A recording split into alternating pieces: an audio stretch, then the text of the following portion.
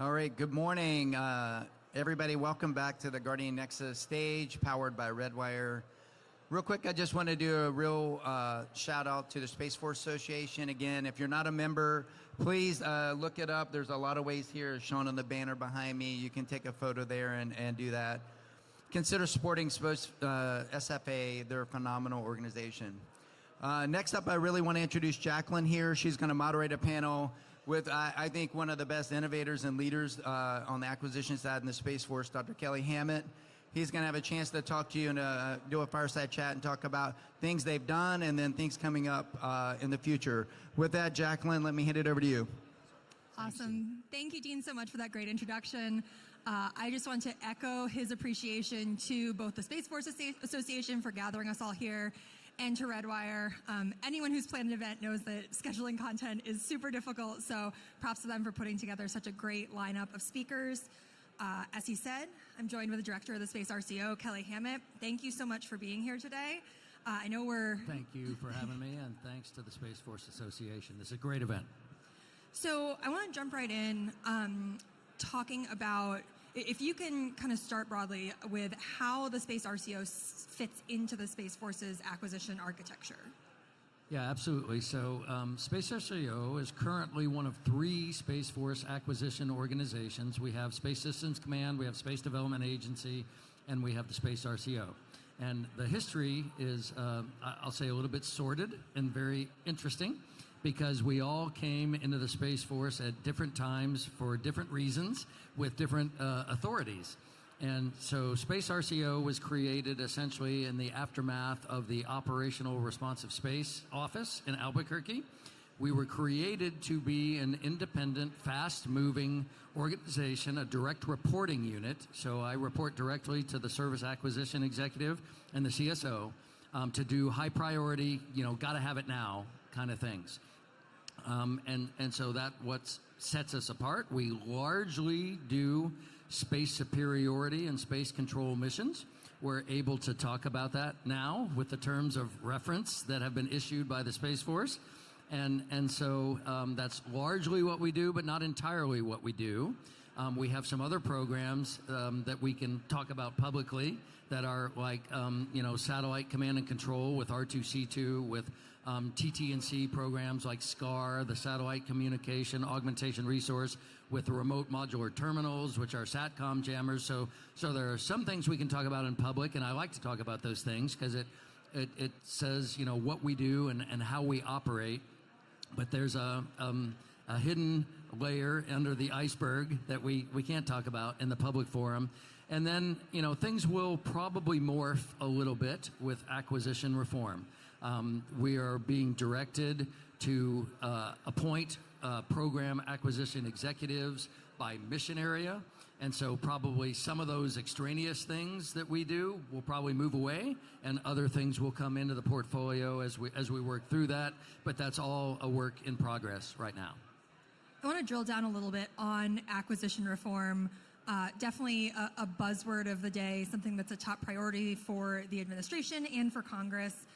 How is this broader push towards acquisition reform making it easier or harder? How is it affecting the work you do in your office?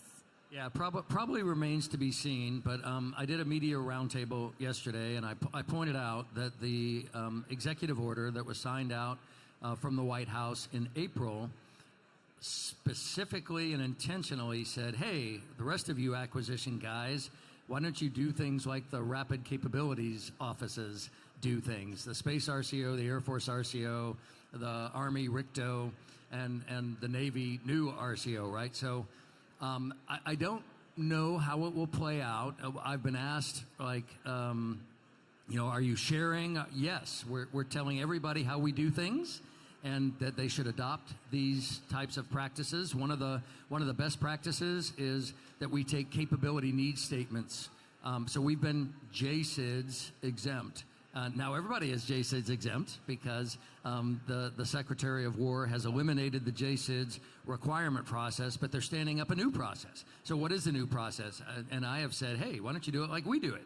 It's fast, right? We get operational needs statements from combatant commands, and then we go figure out what are the technical specifications and the capability requirements that we want to put on contract. And we don't spend 5 years, coordinating a 150-page capabilities document through the JROC in every service, because that's not the way to go fast. That's a great example of kind of a lesson that you guys can teach the rest of the military. Are there any other things that you believe the broader acquisition community can learn from you, or any specific examples of changes that have allowed you to move faster that you think would be beneficial to broaden to the entire DoD? Yeah, there's probably three, and I'll start with having an expert, experienced, trained, and skilled workforce. Acquisition and spending federal dollars to buy things for the military is a difficult business, and there are many statutory requirements that can trip you up if you don't know what you're doing, and will get you in trouble. So you have to have an A team who really knows what they're doing. General Purdy has been very clear in recent public statements and testimony about, hey, build an acquisition workforce that knows what they're doing, and then turn them loose. Give them the delegated authorities to make decisions. And I will say we have that at the Space RCO. Like, we don't have to go outside the building for pretty much anything, right? I can approve things. I have head of contracting authority with Colonel Owen Stevens, my HCA. And that's the third thing. Have all the functional support aligned and reporting to you. This is codified in the NDAA language that just came out, right? If you have to go outside your building to ask for somebody to issue a contract or to move money or pay an invoice, no bueno, right? You have to have all that stuff, and that's New Mexican speak, by the way. You have to have all those authorities in-house to be able to move fast. And I will say, I don't want to oversell this, but I'll say during government shutdown and furlough, by funding our contractor staff and having a min-viable, government office in place with authorities, we didn't stop. We didn't stop working, and our programs continue to execute for those 6 weeks with people out of the office, because we had all that permission and authority in-house to keep going. And you have to have that, because there are going to be perturbations to the system. CRs, oh, well, that won't happen. Yeah, it will. Right, so how can you grease the wheels, essentially, to have all the permissions and authorities to keep things moving when there are hiccups in the system? So you guys are, supposed to be, and I think known as one of the Go Fast office. Are you going fast enough, or could even you be going faster? Okay, probably going to get in a little trouble here. I will say that internally, down and in, we go as fast as is humanly possible. And because we have all those authorities, we have all the functional support, we have innovative, creative A-team players. Where we have run into trouble, quite frankly, is in external interfaces, and particularly those have been international agreements where we're trying to base systems outside of our country, right? How do we get those agreements in place? How do we work with other organizations like, I'll say, Space Systems Command or Space Operations Command, now CFC, Combat Forces Command, to, again, in place, field, get authorities to do things. They're not as rapidly minded as we are, but I've worked very hard to negotiate agreements with those teams about an iterative approach where we field a min-viable product and then we continue to work on things to get better. But that is an exercise in trust and partnering and negotiating the deal.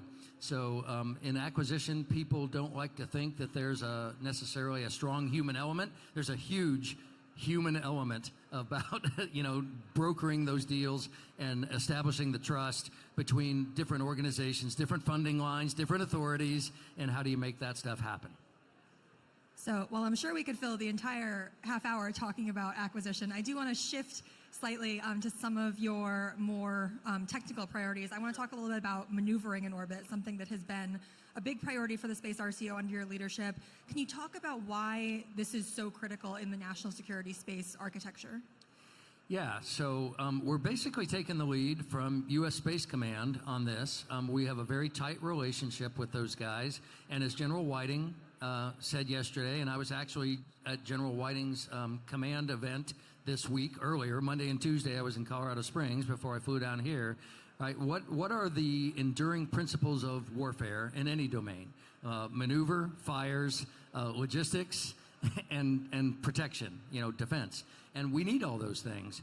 And so we have been leaning forward, the service, the United States Space Force, trying to do force design, analysis, figure out the use cases. It's pretty clear for certain assets, and the service has issued terms of reference for reconnaissance, pursuit, attack, defense, right? You need to have logistics, maneuver, fires, all these capabilities. And while the service kind of, puts its story together on the objective force, which is intended to be released here by the end of the year, we're moving out because we're the Space RCO. So how do we do these things? How do we stimulate the industrial base? How do we set requirements? How do we get the TechMat pipeline through both AFRL, SpaceWorks, DIU, others to get capabilities going in this area? Because for my office, we are trying to field operational capabilities. We're not in the business of TechMat. We need these other organizations to understand the demand signal and to bring resources to matriculate, again, the defense industrial base to have capabilities ready. And so that's what we've been trying to do. I'll say we've made a lot of progress. We're at a little bit of a impasse right now while we await language out of the National Defense Authorization Act. Are we gonna reinstitute small business innovative research contracts, or am I going to keep the money? If I don't get a 3% tax, cool for me. I'll go spend that money on the things I need to do. But I've not been able to do that. I've been able to work through those defense labs and other organizations to try to move the needle here. There's a broad push to work with industry as much as possible and make use of commercial tech as much as possible. On maneuverability specifically, is industry providing what you guys need, or are there areas where you think industry should be investing to better meet your demand signal? Well, I will say they are moving in that direction as best they are able. As I just said on the panel, a demand signal from government is required if we're going to, actually pursue and fund these capabilities. I've had a number of meetings with companies in the last 2 days who are trying to move in this space. As I just said, we have to get entities like DIU, AFRL, SpaceWorks, others to help matriculate them, because that's not my job. My job is to harvest ready technologies into the field and make them operational. So that's been a major point of emphasis. But there's huge commercial and venture funded activity in this area. I'm probably going to misquote this. I think it was K2 who said they just raised $250 million in venture funding, Series C or something like that, right? To move the needle here, we have to keep stimulating that and tell them we're interested, and that eventually there will be a return on investment from the U.S. government, from the Space Force in those areas. So one more question on maneuverability before we move on. My background is in space policy reporting before I got into kind of the business stuff. So I'm interested in kind of the challenges that maneuverability poses, both technical, but also, if we as the U.S. Start seeing other stuff moving around in orbit, we have questions, right? So how do you think about, within the U.S. military, if satellites are maneuvering, how do you work with allies and adversaries on that? Yeah, so great question. There are many policy hurdles to be overcome. There are very few norms. We have the Outer Space Treaty from whatever it was, 1967 or something, and then a lot of policy debates about keep out distances. Again, these are not laws; these are policies. We can change these by addressing those concerns. But what I will say largely is that for commercial space domain awareness entities, there is great situational awareness. And so, again, I've talked to several companies while I've been here, Leo Labs, EXO, others. They see everything that's going on, making that data available and shareable. And I know the Track RS, program has made a joint commercial data buy. So, if you can see everything that's going on all the time, you can understand intent and whether things are nefarious or accidental. And I think that's where we need to move to. And we need to have that data, available, both for military purposes, but for peaceful pursuit of space as well. You've led me very well into my next question, which is about tracking. What is your office doing to improve the Defense Department's visibility in orbit when it comes to tracking threats in orbit? Okay, so talking about threats and tracking threats is not really my job. That is the S2 of the service, and I think in this conference, Chief Lurch has been out on the road over and over in unclassified forums sharing threat information. What we are trying to do in terms of space superiority applications is, as I said, leverage all available sources of data on space domain awareness and capabilities for C2 to be able to react to those threats. Whether it's understanding if things are coming at you, if potential adversary radars are tracking you, these types of things, we are very much on the leading edge of developing capabilities for the Space Force, and then being able to react in either positive or negative ways, offensive or defensive. We're developing capabilities to be able to do those things. I know your office previously announced a program to award 2 small contracts for tracking threats, putting a sensor on a nearby satellite. You had previously said that would be on track to be awarded this year. Can you give an update on if we'll still see that? Yeah, I sure can. It's a little bit weird. I'll tell you my current understanding. I talked a little bit earlier about the NDAA not continuing authorization for SBIR contracts, SBIR sitter authorities. But my understanding is that if we had a valid need in 25 and we had funding identified in 25, we're going to be able to move forward. And so we have notified actually 3 companies, I don't have their names, so don't ask me that one, of intent to award SBIR contracts for these threat awareness sensors. And as I just talked about, what the service really needs to do is proliferate indications and warning threat awareness sensors across their entire constellation of particularly high-value assets. Maybe not at P-LEO, right? If you're willing to take hits and lose a whole bunch of those, fine. But if you have high-value critical assets, you need to know if you're being targeted and threatened and being intended to be removed from the landscape. And so that's what we're trying to do. So the next iteration of the SBIR contracts, we have done this at GEO. Others have done this at LEO. What we're trying to do now is drive affordability and swap, right? So make them smaller, make them cheaper, make them more fieldable so that more systems will adopt them. I want to ask you about another specific program that you all did this year. The Prime Fusion Pilot Accelerator Program was hosted for the first time this year, wrapped up in March. So you've had a couple months now to kind of dive into, was it worth it, lessons learned.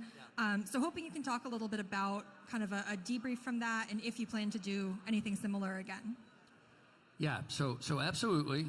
We learned quite a few lessons from that, and I've talked about that in Media Roundtable and other things. So first lesson is we essentially did mission analysis for all those use cases that I was talking about earlier, and we put together a CUI, Controlled Unclassified Information Specification, that we distributed to industry. It's about an 8-page document. Well, the feedback we got after having the Prime Fusion Accelerator was, well, you took all the corner cases and put those in the spec, so nobody can do that. Right? This is unobtainium, and that's not the way to go fast and deliver a capability. So we're taking a step back, and we're revising the specification into a couple of different use cases that allows it to be more achievable by what is happening, again, in venture-funded and commercial industry capabilities. All right, so that's what we're doing in terms of requirement space. We're also working very closely with Space Systems Command, with Colonel Brian McLean, with his portfolio of combat power and orbital pursuit and reconnaissance to do this jointly. And then the third leg is, as I talked about, where do we get funding for this? Is this SBIR? Is this TACFI? Is this StratFi? SpaceWorks? We've got agreement from AFRL and SpaceWorks to fund a couple of StratFis in this area, pending legislation to actually do this. And then, like I said, if we don't get those authorities reinstituted, perhaps we'll have the money internally to go do it. But we haven't had that up to this point. As I said a couple of times, my organization is given very directed programs to meet very specific operational requirements. We don't have a funding line to go do TechMat or risk reduction, which would be something I would change if I could. But I've not been able to crack that nut yet. What would be the benefit of that change? Just kind of bringing your go fast mentality to an earlier part of the process? Yeah, absolutely. So before Space RCO, I spent almost 20 years in Air Force Research Laboratory, and the hurdles to tech transition are significant and many, right? You have different funding lines, you have different priorities, you have different workforce, you have different authorities. What typically happens is you try to mature technology up to a certain point, and then you shop for a customer. And again, if they don't have an officially validated requirement for that specific thing, they're not very interested, and they'll go talk to industry, and industry will say, well, don't do what the lab did, buy my own custom solution that I have developed. And so you need to break down those barriers. So if you have internal control over TechMat and technology transition pathways, you can overcome some of that. Now, the laboratory is trying very hard with what they call IPACs, Innovation, let me see if I get it right, Innovation Pipelines and Advanced Architecture Centers aligned to PEOs to also try to break down some of those barriers. And actually, with AFRL, I will be the first Space Force PEO to have one of those IPACs aligned to me. So there's many ways to, take a bite at the elephant, but it's a challenge as it currently exists. There's obviously a lot of Guardians in the audience, but also a lot of industry. What would be your biggest message to industry? Or you said you've met with companies here, kind of what has your message been to them? So my message to industry is very similar to what other senior leaders say, except I will just say for Space RCO in particular, we're looking for the A-team.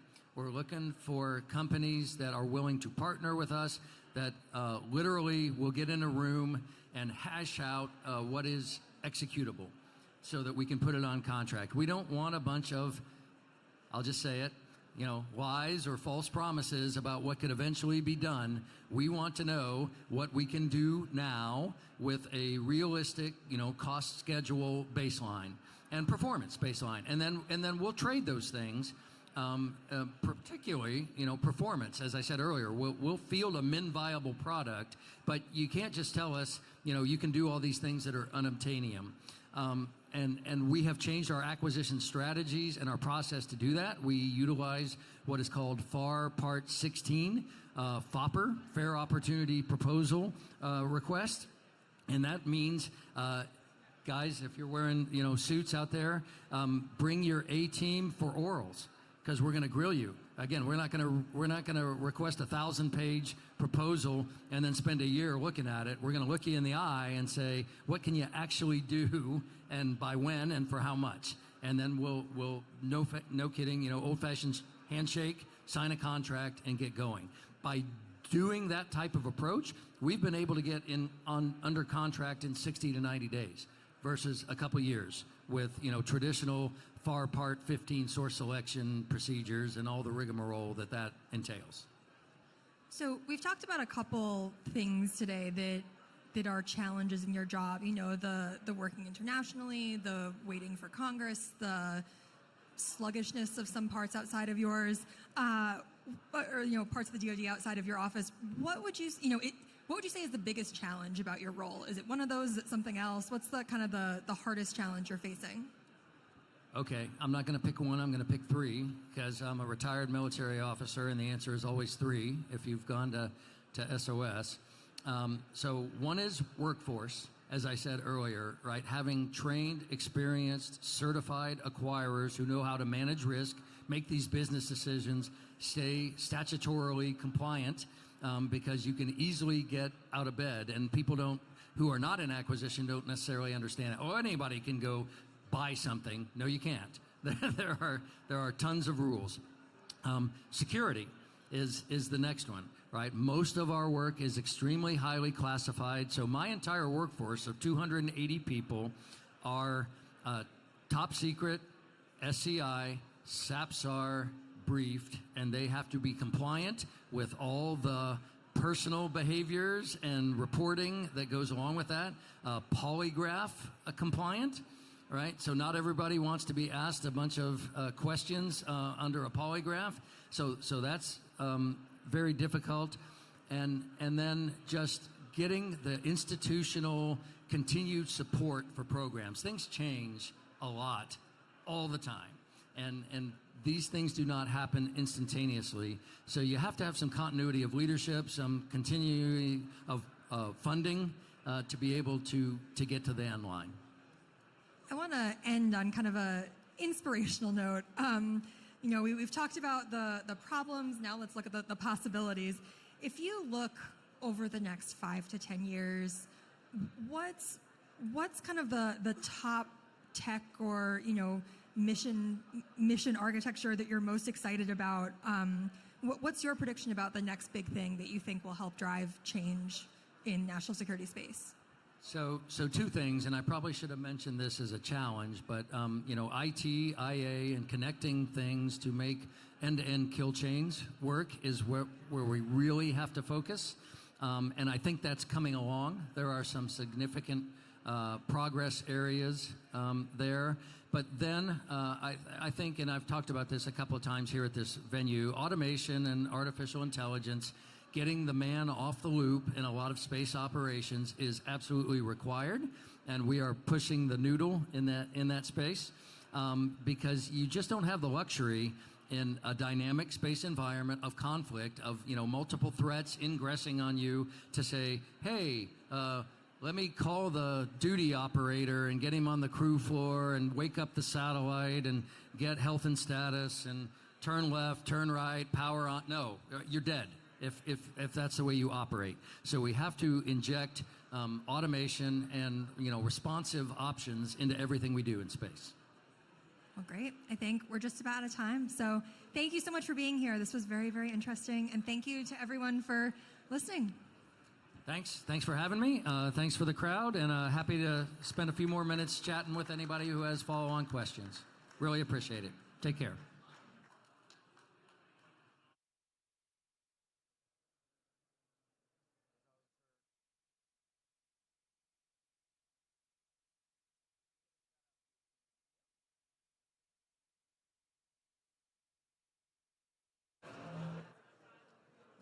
Hey, everybody at the Guardian Nexus stage. Just to give a shout out to Dr. Kelly Hammett. What an amazing leader, innovator, and acquirer doing amazing stuff. Look, if you got more questions about Space RCO, the booth is right here. The amazing team is right here. Please come by, talk to them. The work they're doing is critical to protecting not only the Guardians and the Space Force, but really our way of life, right? So please go talk to them for sure. We're going to take a real quick break. In about 10 minutes, we'll be coming back up with another Fireside chat. I'm really excited about that one. It'll be with Dr. Jen Cannon and also with L3 Harris talking space superiority. So thank you very much. We'll take a break.